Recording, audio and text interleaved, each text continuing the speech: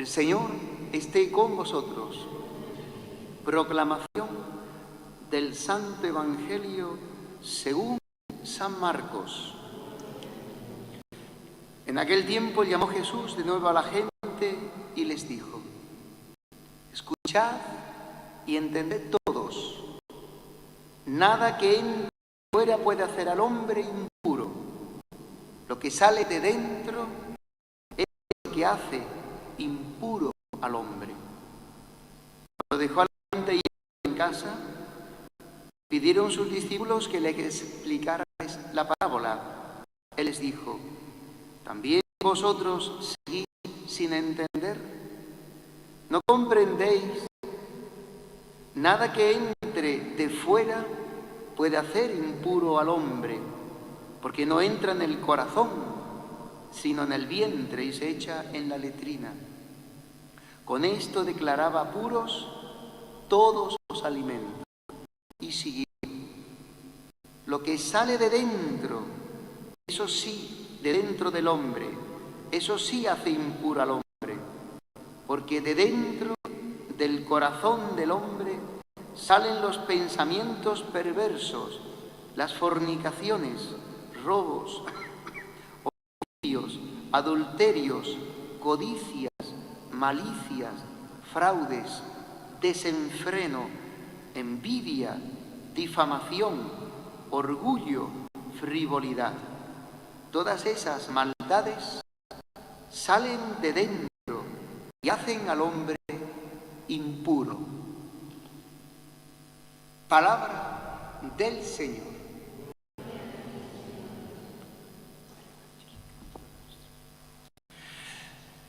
Bien, hermanos, el Evangelio que acabamos de escuchar ahora mismo es la continuación del trocito de ayer, del Evangelio de ayer. Estamos en un contexto en estos días escuchando cómo el Señor tiene unas discusiones con los fariseos, o más bien habría que decir cómo los fariseos están ahí buscándole a Jesús para que tropiece, para que meta la pata. Van con mala intención, atendiendo, mirando qué hace, qué dice Jesús, porque no les interesa que Jesús ha venido como el profeta enviado por Dios y a ellos no les gusta Jesús, porque no entra dentro de sus normas. Fijaros, esto es muy interesante. La Iglesia, a través de la predicación, a través de la catequesis, a través de la formación de la fe, tiene que hacernos crecer de tal manera en la fe que la norma de vida de nuestra vida sea solamente una cosa: el Evangelio.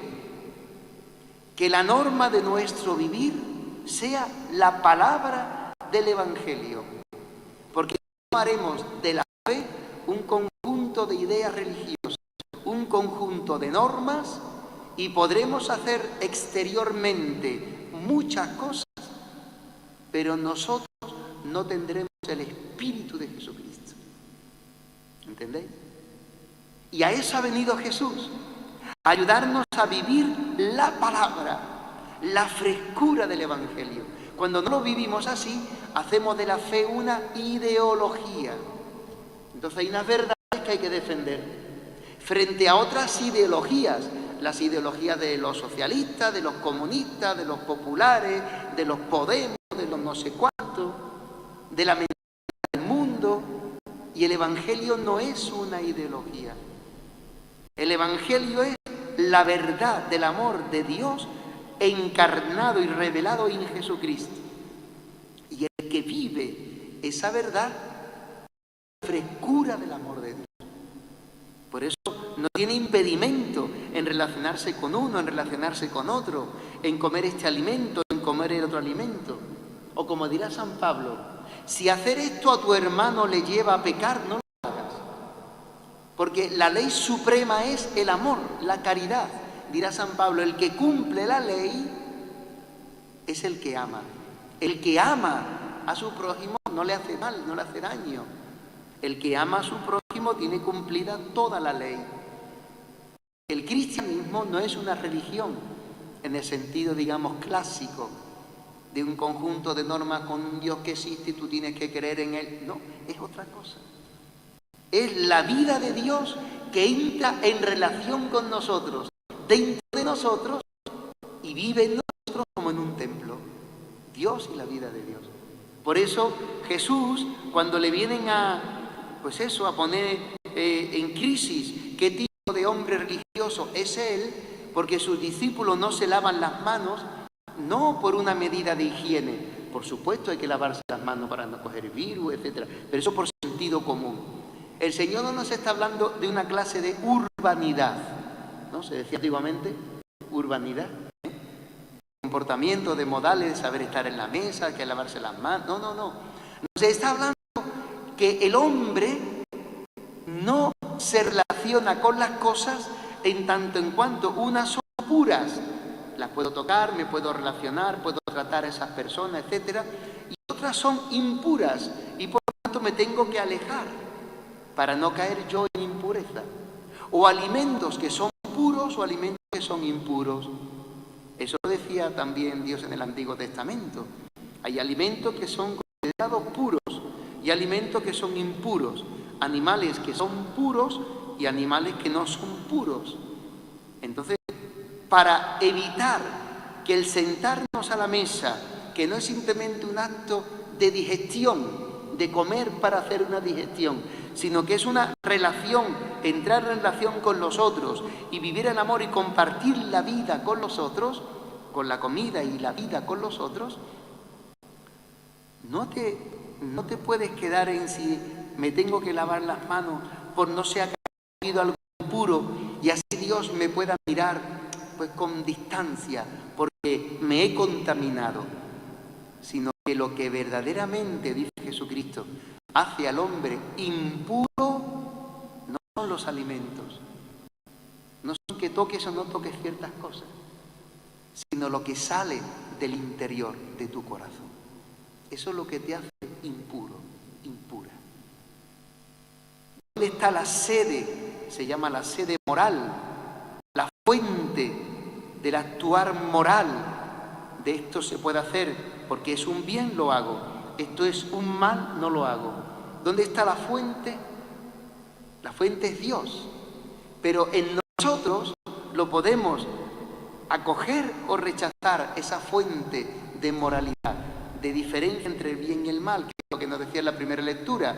Con el libro dice que Dios había creado el universo y el capítulo 2 del Génesis nos relata de un modo descriptivo qué es lo que ha creado Dios, la tierra y el cielo, y dijo que pues en el oriente había puesto el jardín del Edén, lleno de árboles, todo tipo de árboles, para que el hombre comiera y disfrutara de la creación.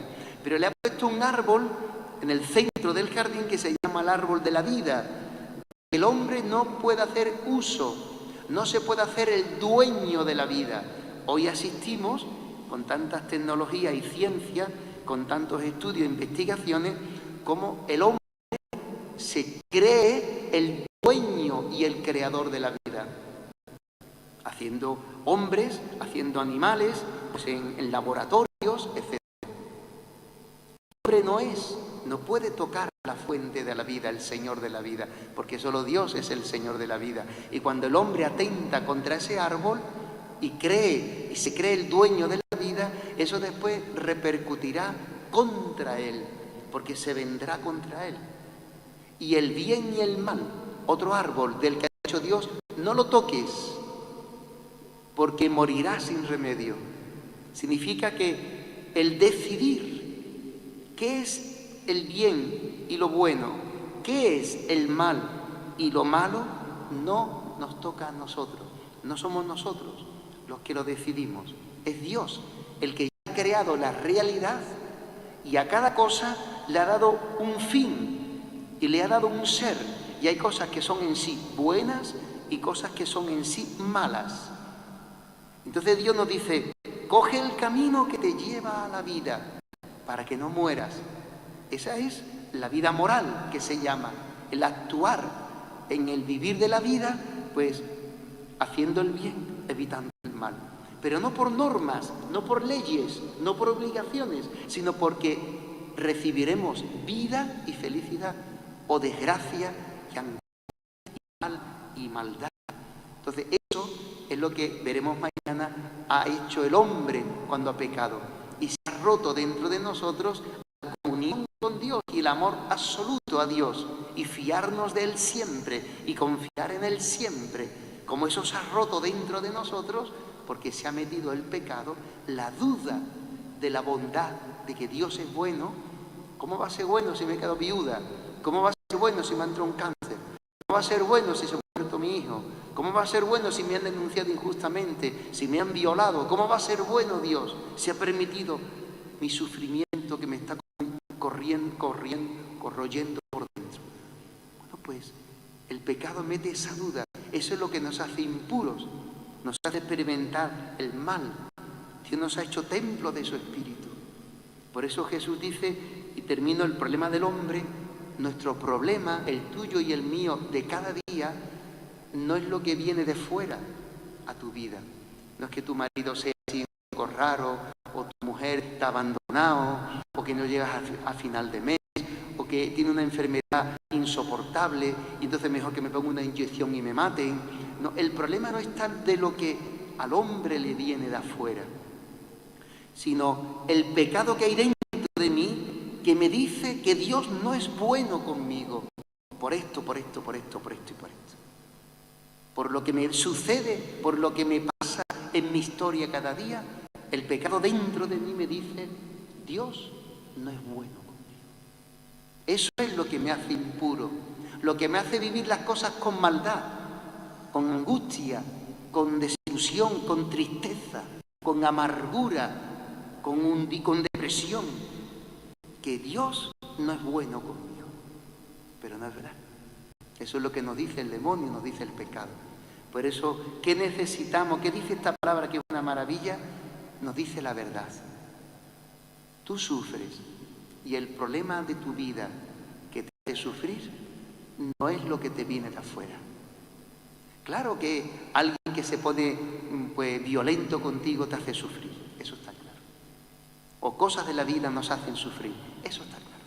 Pero eso no es la fuente que realmente lo profundo nos hace sufrir, sino que no puedo amar a esa persona, que la juzgo, que la critico, que me sale de dentro el mal, los malos pensamientos, la maldad, todo lo que vemos en la sociedad, todo el desorden moral que tenemos a nivel moral, de sexualidad, de política, de vida social, de abortos, de clínicas abortivas, de mafia, de droga, esto que cogen una lancha y pasan por encima de los guardias civiles y los matan y no pasa nada y se ríen, y la maldad